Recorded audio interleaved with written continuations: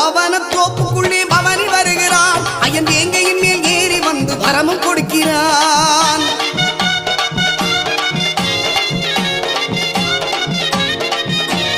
நோன்பிருந்து வருவோரை தாங்கி நிற்கிறான் நோன்பிருந்து வருவோரை தாங்கி நிற்கிறான் ஓங்கார நாதத்திலே எழுந்து வருகிறான் எங்கே மணக்குது சந்தனம் எங்கே மணக்குது